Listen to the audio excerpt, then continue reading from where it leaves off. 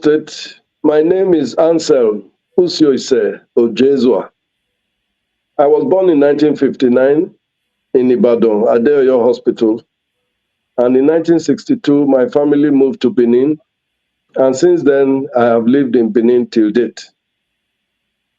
My first educational journey started in a Motan Preparatory School in Dawson Road, Benin, from 1963 to 1969. In 1970, I went into Immaculate Conception College, ICC, here in Benin as well. And I left ICC in 1974. I was, during that short time, I taught in the primary school close to my neighborhood, St. Stephen's Primary School, which is still there today, lying on St. Stephen's Street. I taught there for a while, just as I was waiting for admission. And the admission came, I was admitted to study law in the University of Nigeria. I studied law in the University of Nigeria, Enugu campus. I graduated in 1980. Same year, 1980, I was admitted into the Nigeria Law School, Lagos, where I finished my I was called to bar after my service here in 1981. Thereafter, I served in Port Harcourt for my National Youth Service Corps. I served with the Nigerian Army, this 2 amphibious brigade at that time in Port Harcourt. My office then was brigade lawyer. That's what they called me at the time. I finished in 1982. And thereafter, during my period in school and while I was doing my youth service, I was engaged in the political arena at the time, when the Young Republic came up in 1979 and the processes that brought up President Shehu Shagari. I was a party to it sometime in Enugu and then in Port Harcourt and at home in Nishan. Strongly, impressed by the activities of my uncle, Prince Godwin Shaka Momodu. I got very much involved in the politics. And therefore, in 1982, I was lucky to meet one Senator, Mohammed Uba Ahmed, who was then a senator representing Bauchi, but from a part that is now known as Gombe now. And at that time, he was just organizing on behalf of the party to get a governorship candidate for Rivers State. And I got to meet him. He co-opted me into his committee and thereafter asked me to come to Lagos to assist him because he wanted to run as a national secretary. The campaign was successful in spite of what you may call establishment support for his opponent. And thereafter, rather than help me get a job elsewhere, he insisted that I must work with him. That was my first breakthrough in politics because I became special assistant to the National Secretary of MPN at that time. And since 1982, I have not looked back. I have been a politician. I am also a lawyer. I'm a lawyer by profession and a politician by vocation. People, tend to confuse the two, but the truth about it is that your profession is your career. Politics is not a career. Politics is a passion that you feel when you are concerned with what happens in your country or your state or your community, for that matter. I have been very passionate and I have been very, very, very, involved in issues pertaining to my community, my state, and my country. At this time, I believe that I have sufficient experience, to offer my services and my time in service to my people. I have sufficient experience as a politician. I have sufficient experience in government.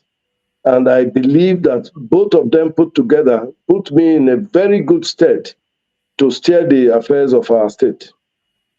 As you know, for some time now, since 1999 to date, Edo State has had good governors, but we are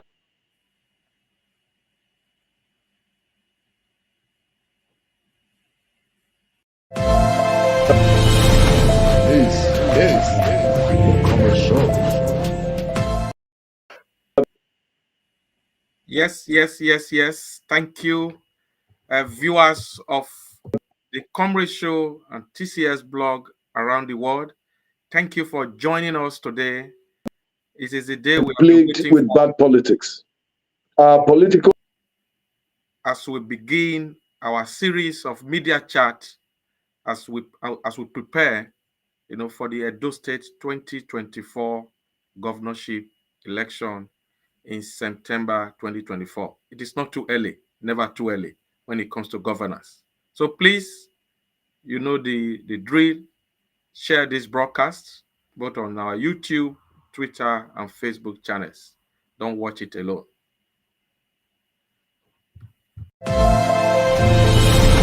This is the Commerce Show.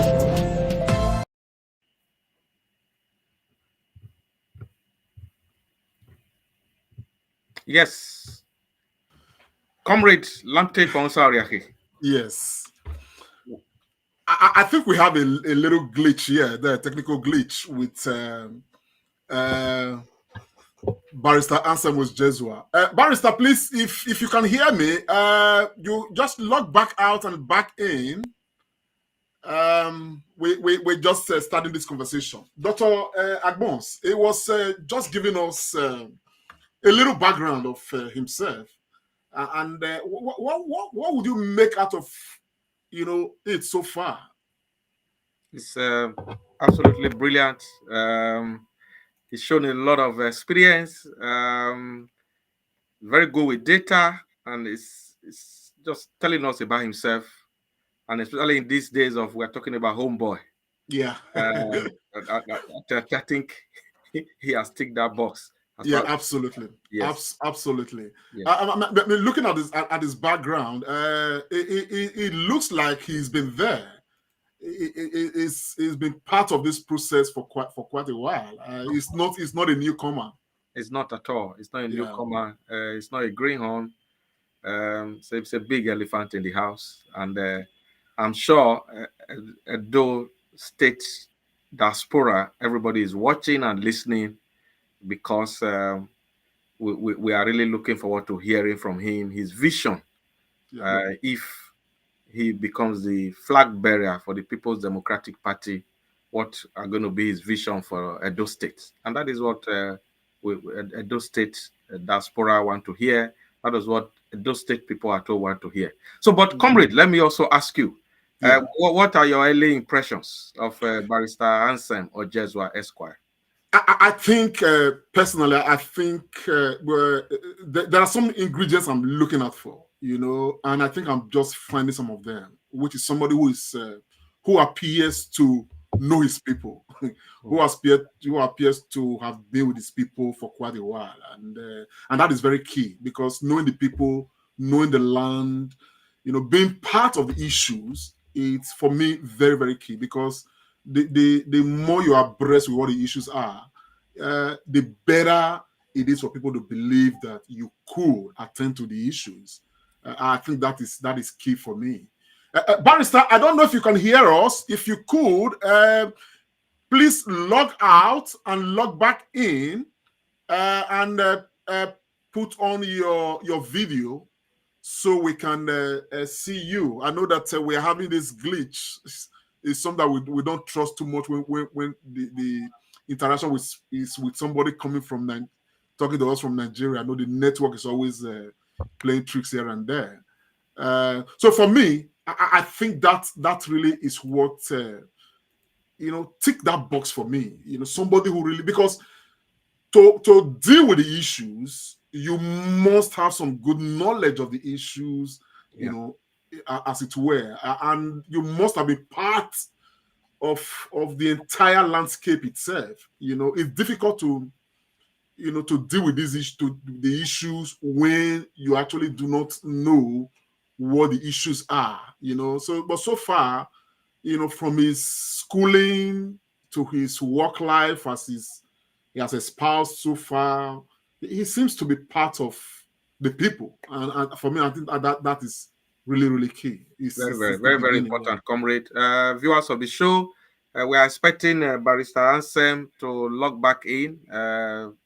all the lines were going very well until the glitch. But don't worry, this is not INEC. So the glitch will be over soon, and then he will be back with us. So our technical team, they're working behind the scene once he logs in, we'll bring it back. But I just want to quickly chip this in, Comrade Oriahi, that when it comes to the governance of Edo State, and like he has said, governance is a continuum. So there's no one government that can do everything, but we want to see a pathway that things are changing, that improvements are coming. Yes, we are happy that okay, I'm back on. Anselm is back with us. So Barrister Ojezua, we are happy that you are back with us. So I'm happy to be back. I was getting a bit worried. Yes, good to have you back. Yeah. Thank you. The first question I want to ask you, you just told us about yourself. The first question I want to ask you is that what is it that is inspiring you, that make you want to be governor of Edo State come 2024? What is your motivation? What really motivates me is my passion for the welfare and well-being of our people. I have a very strong feeling that if we do things a bit differently, we may get better results. As a country, and by implication as a state, we cannot get good results running our economy in a parasitic nature. We just have to be in production, processing, and manufacturing. If we need to create an economy for ourselves. The potentials are there. Unfortunately, we are just laid back mentally and in every respect. You can imagine how much we, invest in importation. If we invest half of that money, in production, I'm sure we will do better. Nigeria has a huge population. Edo State alone, around Edo State is said to be a population of over 70 million. That's a huge market. Why should we be talking about export when we have a lot of market here?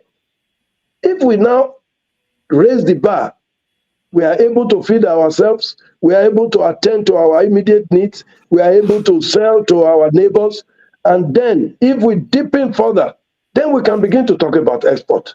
But for right now, we need to create our economy. You can see what is happening to the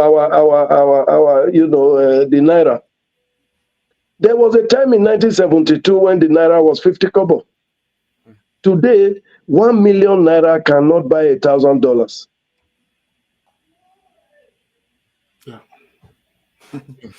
Yeah. Comrade. Yes. Barrister Anselm, I just want to ask you this. Around some of the conversations taking place, around this period is the conversation of homeboy. Do you consider yourself a homeboy going into these primaries? I think we have a glitch again. Yes. Frozen. Yeah. I think why Barrister Anselm Ojezua is reconnecting, I just want to chip in, comrade, on this homeboy discussion.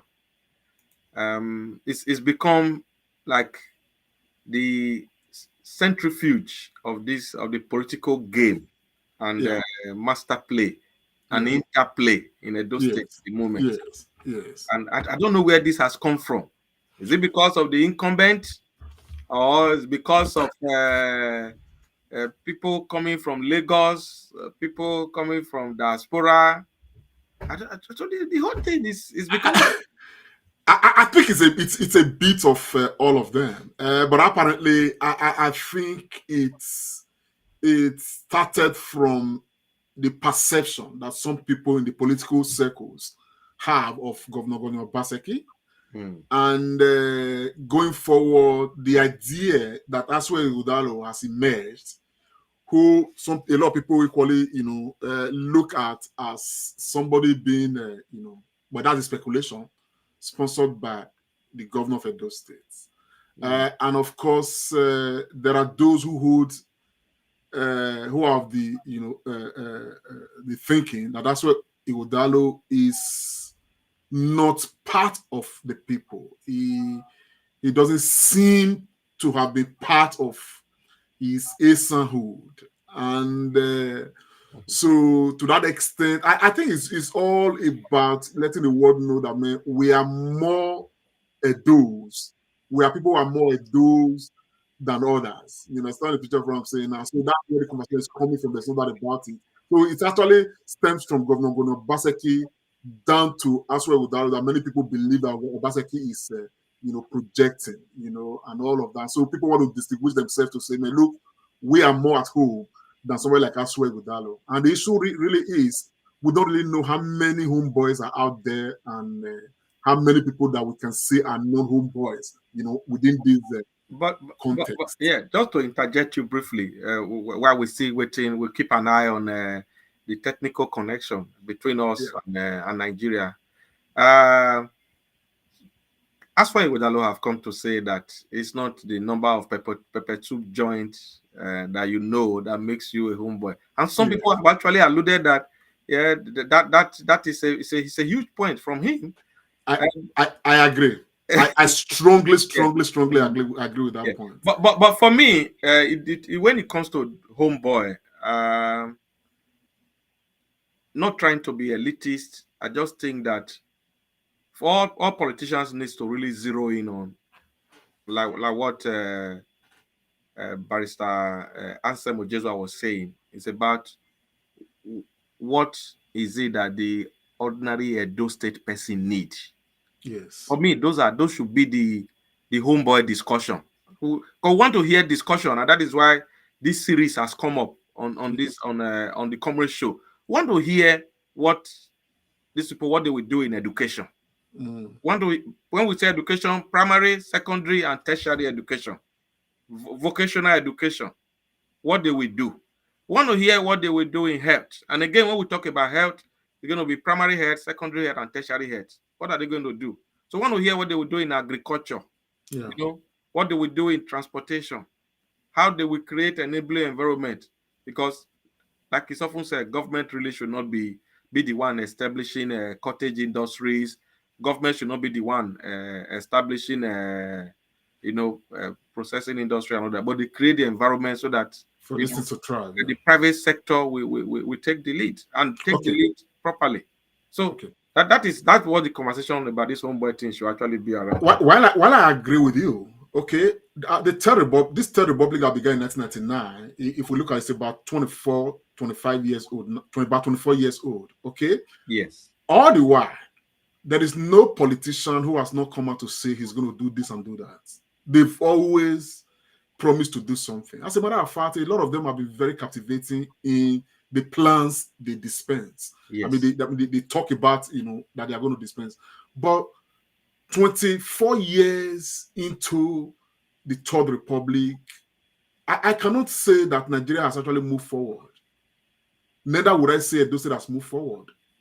You understand what I'm saying now? Yes. I mean, 24 years ago to date, I do not really see that visible difference that has come to improve the lives of the people. And yet, people have made these promises. So I don't really think it's about what the people say, really. And again, we have a population of, a Nigerian population that is not trusting anymore. Yeah. So people just, whatever you say is just rhetorics. Yeah. People are no longer carried away by rhetorics. You understand the picture of what I'm saying now? And this is where, I think the barrister is here. Barrister, we're having some glitches, so... Yes, it's a network situation here in Nigeria. That's just part of our... It's part of the problems we have. It's all right. Barrister, whenever anything happens, we are here. We are going to get through this interview. Just always log back on. You understand what I'm saying? And let's get it going. The question I ask you, sir, is, do you consider yourself a homeboy? And how much of a homeboy are you? Because that right now, like Dr. Agbos correctly described, that is now like a centrifuge to this whole political discourse around the Edo State. Are you a homeboy? And how much of a homeboy are you? Yes, you could say I'm a homeboy through and through. I've lived in Benin, like I told you, since 1962, when I was just about 3 years old to date. I have lived in Benin. And I am very, very, very passionate about my village. As a matter of fact, my dad built his house in the headquarters of Irua, where the king lives. I chose to go and build my house in the village. It's called Idinobi. Idinobi is in Edenu. Edenu is in Ikekato. And Ikekato is in Irua. So to the nucleus of my village to go and build, and I live amongst my people. And therefore, you can describe me as a Benin boy from Isha. So, do you speak Anselm? I do, fluently, very fluently. I speak Benin as well. Onegbe. And you speak Benin as well? Oh, yes, very, very well.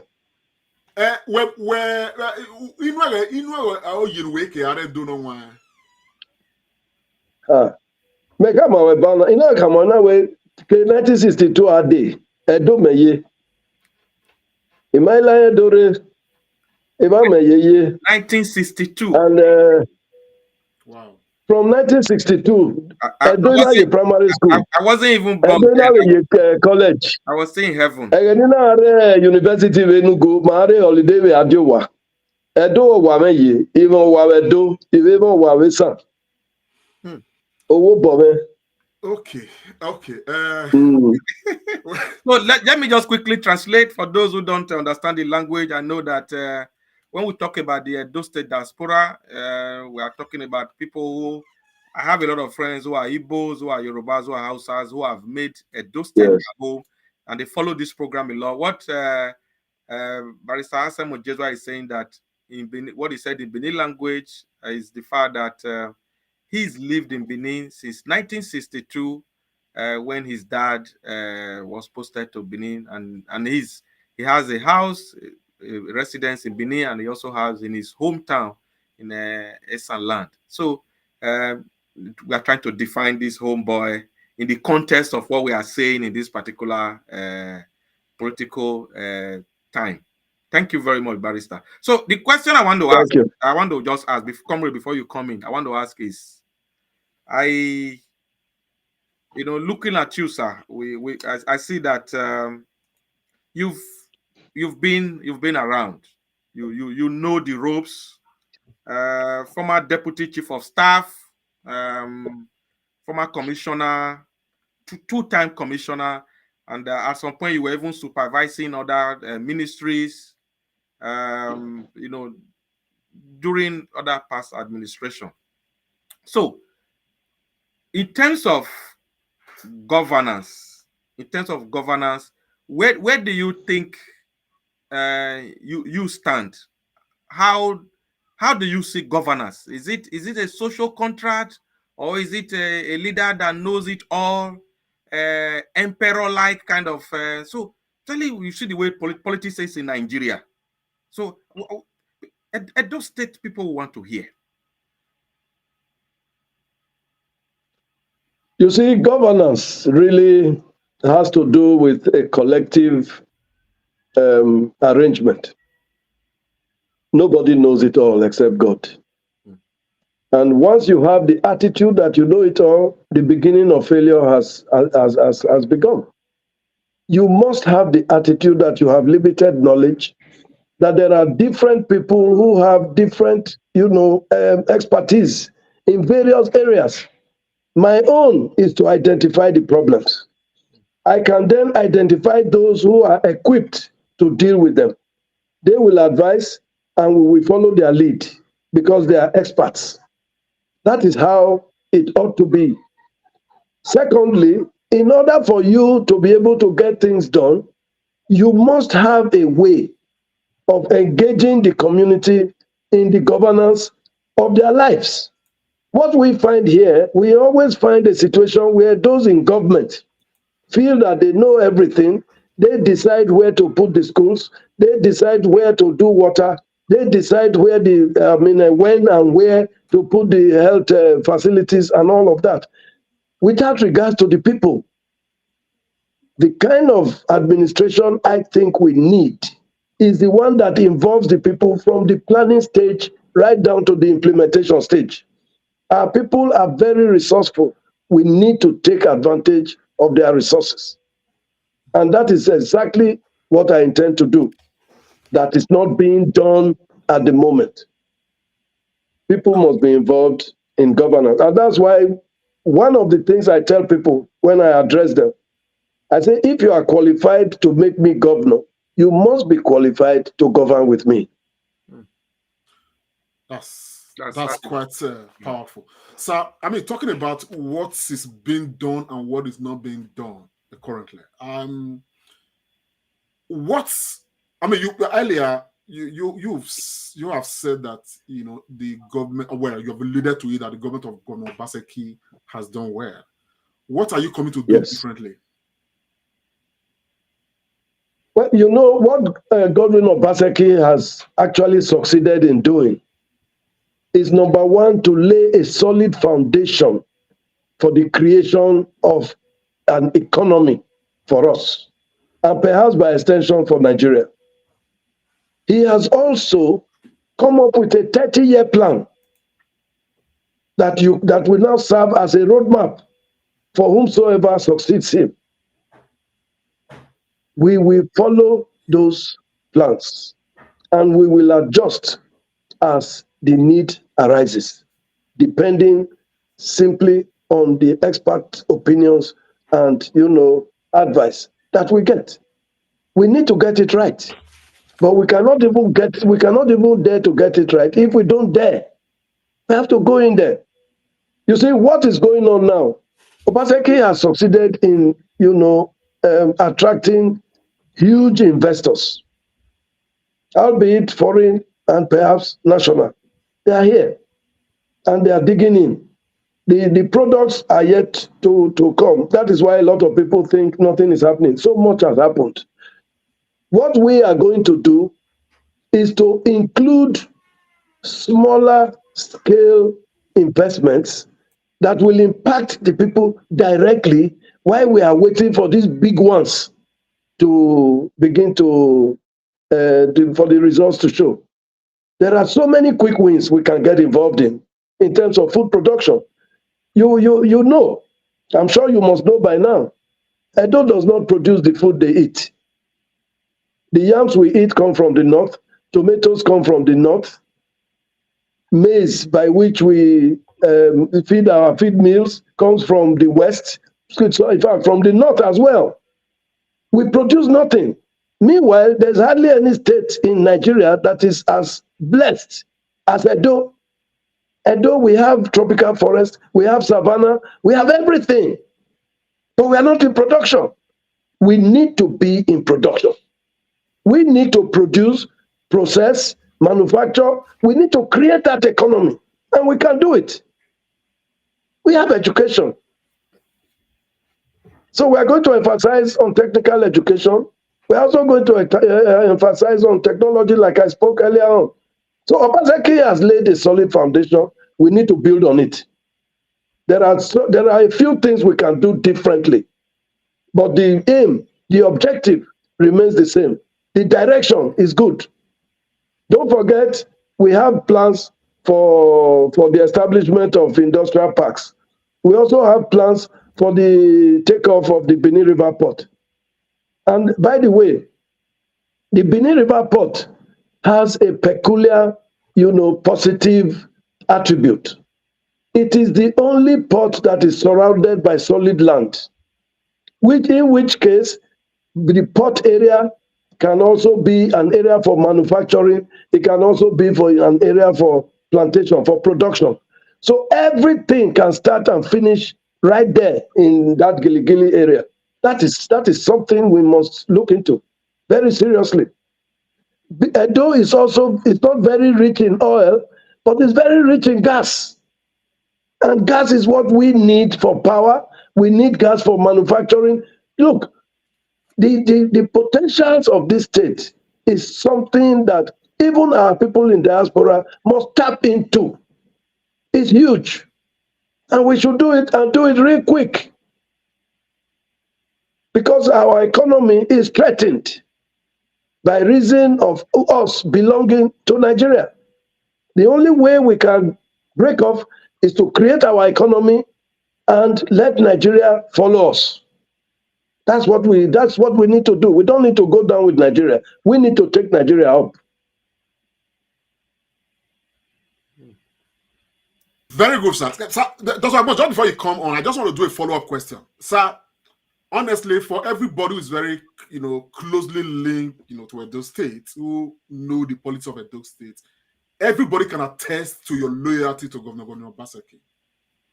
But right now, what is very much in the air is that Governor Obaseki has anointed Asue Ighodalo to be his successor. How does that meet you?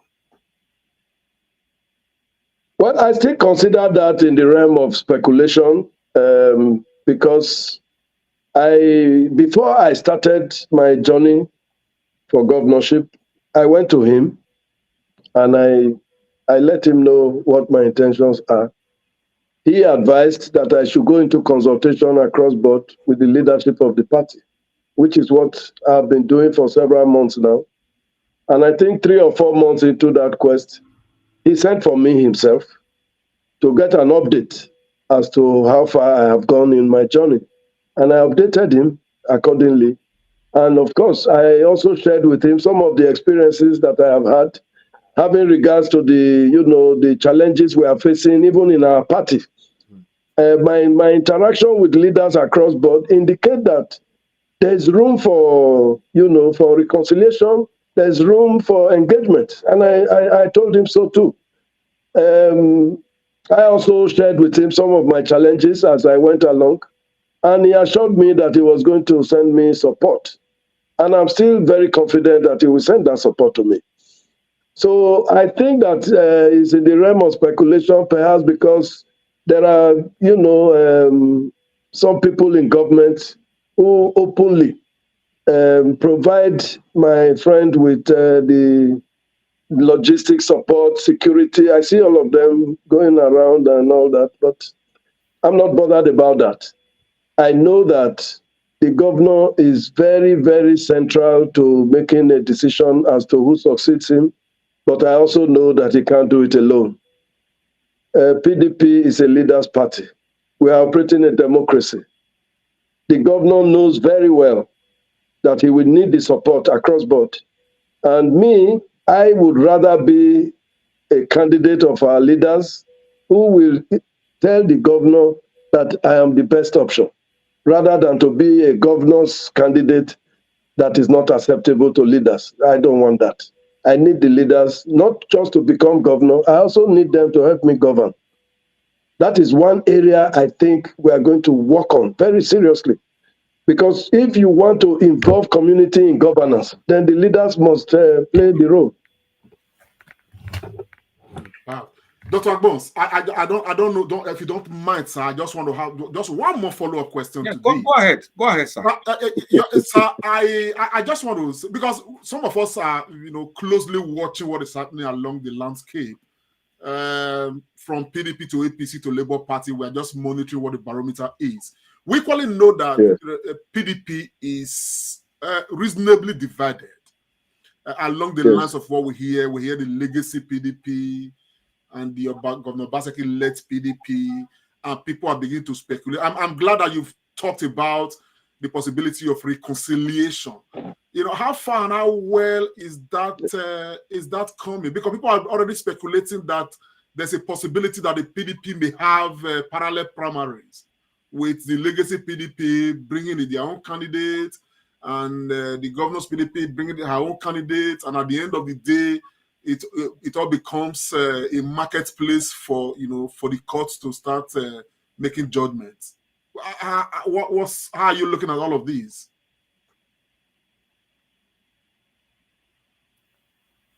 I think we got that freeze again. I'm really interested in this matter, because at the end of the day, it's not just when we're talking about these political parties, it's not just it's not just PDP. PDP is in Edo State, and every Edo State person is involved in this process.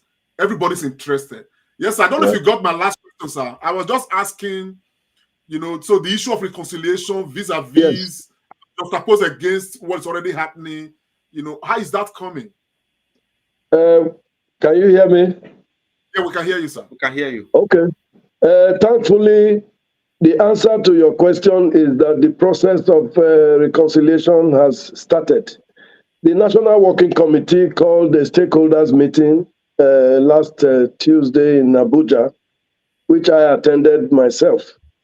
And a committee has been set up with the national chairman chairing that committee.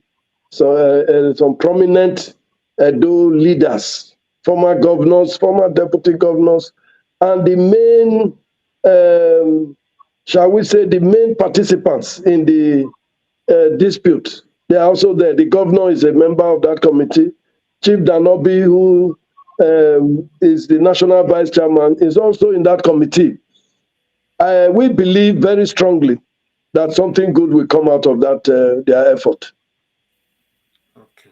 Yeah. Thank you very much, Barrister Anselm Ojezua, for your pinpoint answers to all the questions so far in this engagement. So the question I want to ask you is this: there are some people that believe out there that, and rightly so, that it is the time for the ASAN agenda. But there are people who are also of the other school of thought that instead of the ASAN agenda, we should be talking about the Edo State agenda. So I don't know which of these school of thought you belong to, sir. Well, you know that politics has to do with all kinds of considerations. And in engaging in politics, you must be ready to use negotiation and persuasion. Can you hear me? Yeah, we can hear you, sir. Okay, so what that tells me is that, of course, you will know that from 1999 to today, technically speaking, no ASAM man has been governor in Edo State, and of course, the ASAM people will naturally be very. I am very sorry to interject. Your camera may have turned vertical. Yes. Is it possible? Yeah, exactly. Yeah. We probably need to get. Yeah, I think it's okay. I think you can hear me now. Yes, we can hear you. Go ahead. Yes. So you see that there are sentiments, emotions must, be part of this process. People are very worried about, what goes to their end of the divide. Particularly when you know that the Nigerian Constitution is couched in such a manner that so much power is left in the hands of the governor. So even when you have people from all parts working with him, he calls the shots. And therefore, there's always that strong sentiment by people. But you see, in doing that, you have to appeal to your brothers. Thankfully, Edo is a homogeneous state. It's virtually the most homogeneous state in Nigeria. All of us draw our origins to Benin. And therefore, it can be easy for us to talk to our people. I told you a few moments ago, I have gone round. I started in Edo South, which is the Benin area. And without prompting from me, our Benin brothers have told me that they believe that this time around, the governor should come from Esan land. You know that the governor must be governor of Edo, not governor of Esan, not governor of Afemai, not governor of Benin. No, he has to be governor of Edo. And in doing that, they will have to pick somebody that they are comfortable with, somebody that they know. We got that phrase again. Very, very. I think we are going to hold that trajectory, Comrade Lante. We just get the optics on us at the moment. I honestly think that he's making a very strong statement here, because at the end of the day, we're not talking of a governor of Esan land or a governor of Isako or one. We're talking of a governor of Edo State. Yes. And the other point which he made that honestly, it's just so correct, is that at the end of the day, the people want to choose somebody that they are comfortable with. Absolutely. You get the picture from what I'm saying. And let me just quickly pass this message across so that people don't misconstrue anything here, okay? The governor of Edo State can come from any of these political parties, whether PDP, APC, or Labour Party, you know, who knows? You understand? But it is the people of the state that will make that choice. You are welcome back, sir. Thank you so much. Yes. I don't know if you got what I said. Yeah, we got it, but you were just talking about, you know, getting everybody along, because whoever will be governor is going to govern not Esan land, is Edo State. So that's what you were saying. If you can continue. True. Yes. Yes. And so the general sentiments from my own personal experience is that there seems to be a consensus that the Esan people should be given an opportunity, not because they have that sense of entitlement, but because their brothers elsewhere understand that sentiments are there and they want to give them that opportunity. We did it before with Oshomole. You know, he didn't stand a chance, but the Benin people mainly, and some of us from Ishan, provided him that support, and you can see the results. He's still there now, prominent in this country. So, you know, politics is about give and take. It's about, you know, persuasion. And I believe people are sufficiently persuaded to let it go to Central, not by force. Barrister, I want to ask you this. You talked of entitlement. From what we can see along the what's it called the political parties, the conversation of some people are more Esan than the others is there. We have a number of Esan persons, you know, coming out, flexing muscles here and there. Is it that the Esan people cannot have a consensus around, you know, one particular person to say, you go on our behalf?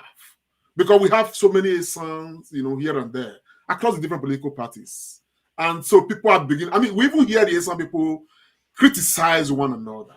You know, some say, oh, that one is not Esan enough. This one is more Esan than the other. And all of those, you know, kind of conversations. Meanwhile, we have a number of other people from Edo South who are equally in the race, because actually the Constitution of Nigeria does not provide that you know, a line of divide to say, man, this must be zoned to this and that. So there's a huge contest here, and if there's division within the Esan, do you still think this agenda is going to fly? Well, you see, the thing about it is that politics, by its own very nature, is about contestation. Therefore, you know, even though we make effort to get consensus is not absolute, you know, because at the end of the day, there's going to be a contest. So particularly now when it said, oh, we want to concede it, then of course every other person comes out. So there are some who will come and try their luck. There are some who have so much to give.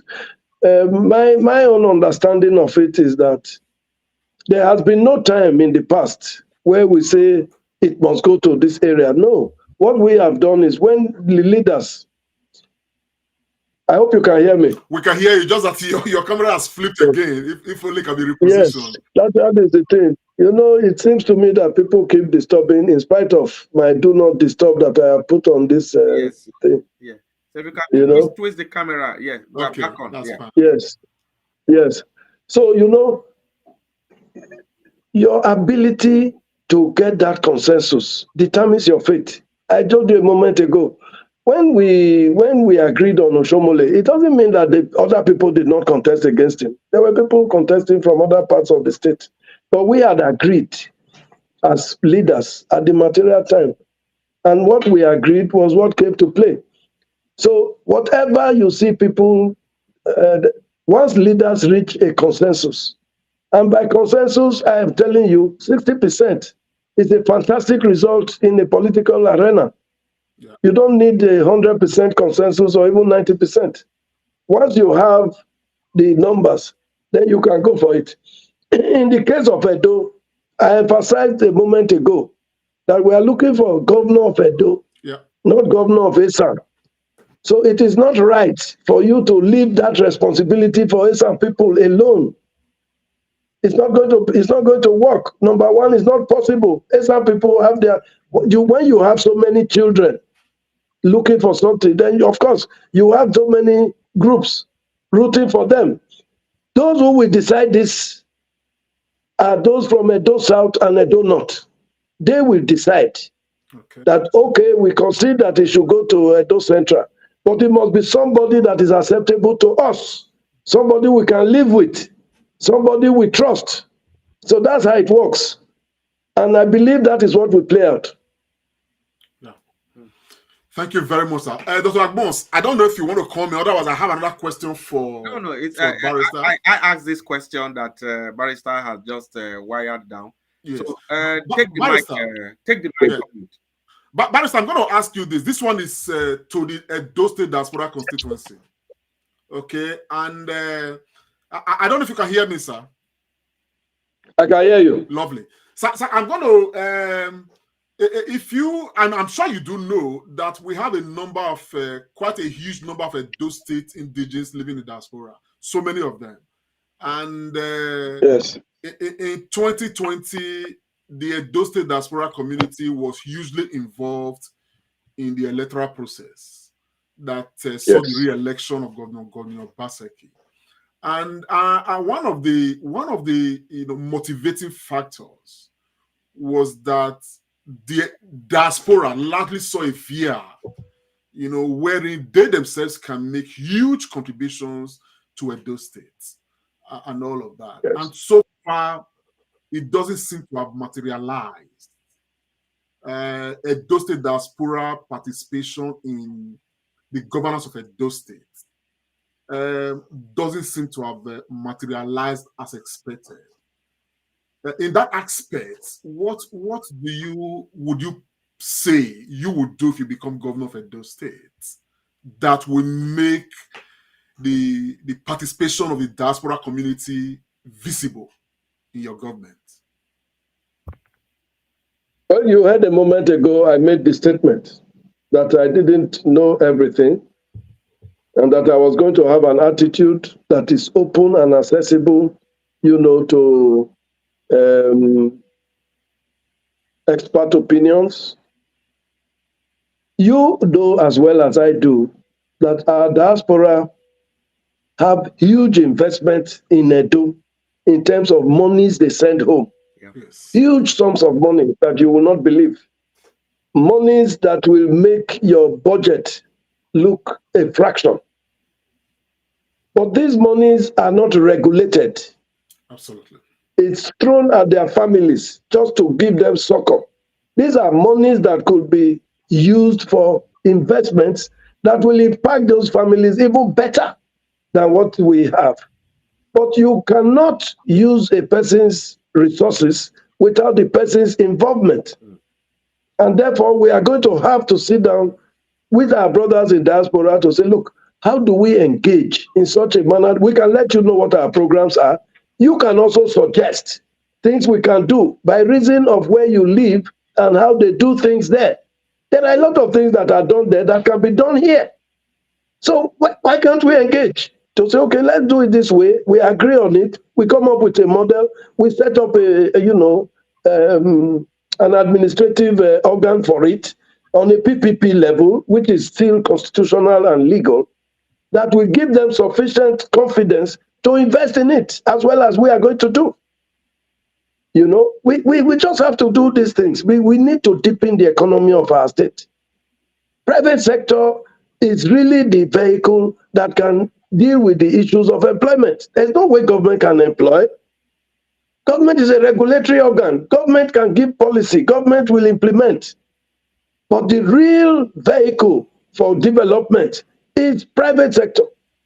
A lot of our diaspora children, they have so much resources, but they can't fit into our system here because it doesn't work. But if we make our system work, a lot of them will even come here and run their American businesses from here. They can run their businesses in Europe from here. if the environment is sufficiently attractive. And you can see now, the West, by West I mean Europe and America, they've not recovered from COVID. Yeah. I don't know if you have noticed. Yeah, of course. Yeah. If Nigeria were to be a productive country, that would have been an opportunity for us to enter their markets. And it's still not lost. It's not lost. I happen to know there was an American group that came to Nigeria. They wanted to come and encourage the rearing of American goats. They would bring the sperm, infuse them into Nigerian goats, so that the American this thing that will come with Nigerian immunity. Yeah. They will survive here. But essentially, yes, essentially, they wanted it as a source of meat for the United States of America. That's a huge market. No government in Nigeria that I know has bought into that idea. It's something that I would like to explore. And of course, it takes our diaspora people who can deal with them, because when they deal with people they know, they tend to be more trusting, you know. So it's something that we should look at. I believe there are some of those things that we can do. We can do them. Yeah. And the more we do them, the more productive we get. Yeah. And the more resources we get. So if, for instance, we are now in a situation, we are engaging with our diaspora, we begin to make income in dollars. You know what that means in Naira? By the time you translate to Naira, then you can invest in infrastructure development. You can build more roads. You can do many more things. Once you expand and deepen your economy, there's hardly anything you cannot do. Thank you very much, Barrister Anselm Ojezua. Viewers across the world, fans of the Comrade Show and TCS blog, we've been in the last couple of minutes having this very engaging chat with the Edo State PDP governorship aspirant. In fact, one of the very, very top flying aspirants in this contestation that is coming up in Edo State in 2024 for the position of governor. And as you would expect, the very cerebral Anselm Ojezua Esquire, he's been at pinpoint blank level answering all our questions that we have thrown at him this evening. So we appreciate you for that, sir. So, but we're just talking about the diaspora, and which is the constituency that myself and Comrade Lante and many other millions of Edo State diaspora across Europe, America, UK, Germany, everywhere, where they come from. So as we wind down this conversation, sir, so what is your message? I know that you are still an aspirant at this stage, so the dynamics is going to change once party flag bearers emerge. So, but even at this stage, what is your message to the Edo State diaspora? Because the diaspora, they are watching. Everyone is interested. So what happened in 2020 during the second term re-election of Governor Obaseki compared to this one is going to be bigger because everybody wants to be involved. Yes. Well, you know, like you rightly pointed out, before 2020, you probably would have had some people who were in doubt as to the relevance of diaspora in the affairs of Edo. But before then, some of us already knew, based on the statistics that were published, if in 2021, 2018, over $21 billion got into Nigeria from diaspora, even if you say only 2 billion out of that came to Edo, and I know it is more, that's already bigger than the budget of the state. That tells you how critical and strategic the diaspora is to us. We need to partner. You will be the ones to draw up the model. My own is to cooperate with you. What is our objective? Build an economy here that you and your children can fit into. I know how passionate you are about us, but it is you and I that are involved.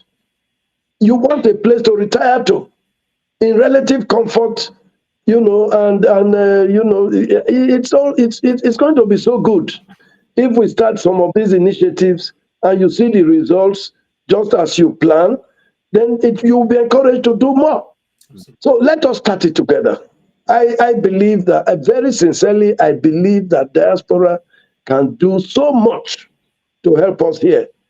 And we can do so much with diaspora to provide them a home, properly so called.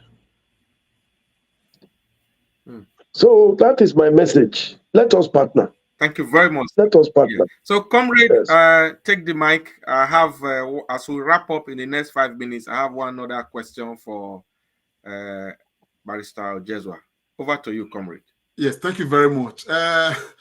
Barrister, I must say thank you very much, you know, for your time. And the only thing I want to say, not really a question, is just to wish you well. I know that there's still so much hurdle. It's just to wish you well, and to equally let you know that we shall have cause to invite you again, and hopefully again and again, to this program. I'll be very happy to be with you. Thank you so much, sir. Over to you, Dr. Agbons. Yes. Thank you very much, Comrade Lante Ponsa Oriahi. Viewers of the Comrade Show, a lot of messages are coming on my phone here, and people are saying that they are just, you know, awed by the deposition of Anselm Ojezua Esquire. In fact, a lot of people have said they didn't know that, sir, they said they didn't know your name is Anselm. They thought it's Anselm. So, how do you, what has happened? Tell us so. Tell us. I was baptized as Anselm, but people, it's easier for them to pronounce Anselm. Yeah. At the time, we didn't mind, but now, if you look at cases going to court, just one misplacement of a name, they will say it's not the same person. So that's why I'm now insisting. My name is Anselm Ojezua, because that is the name I was baptized with, is the name by which I went to all the schools that I went to. I cannot change it at this time. Okay. My name is Anselm. So all your certificates are in Anselm, not Anselm. They are all Anselm. Okay. All of them. So that we are not going to experience the case of Evan or Evans. Exactly. Or Evans. Yeah. Now you are getting my drift. Yeah. That cost somebody the position of the Senate presidency back in the Senate, yes. Yeah. So really a pleasure to have you here. Like I was saying, people are saying they can't even ask questions because they just want to hear you, listen to you. Despite the few glitches we had, but thank God, unlike INEC, we're able to get things back running. So we appreciate your presence here, and your schedule is tight.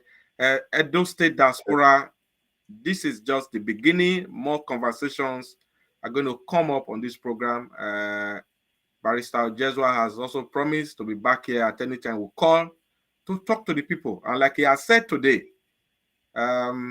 if people are qualified to elect a governor, they are also qualified to, you know, work with the governor. And he has defined his mission.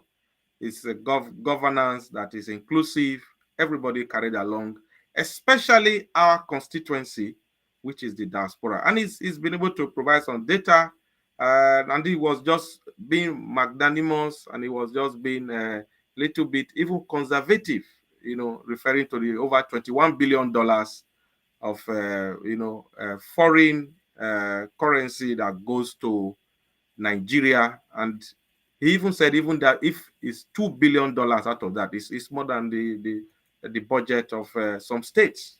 So, and we know that when you look at the Nigerian diaspora, a huge chunk of it is people from Edo State, and these are people with expertise in all fields of life. So, if you'll be watching this program, please, we want you to share this program, because the more you share it, the more Facebook, YouTube, Twitter, the more they will bring the notification and optimize it for others to view. Don't watch it alone. Just share and share. So finally, before we let you go, sir, Anselm Ojezua Esquire, we want you to greet our people, at least with the Edo languages you can speak. Just greet those state people, at least with the ones you can speak. Well, let me start from Edo North.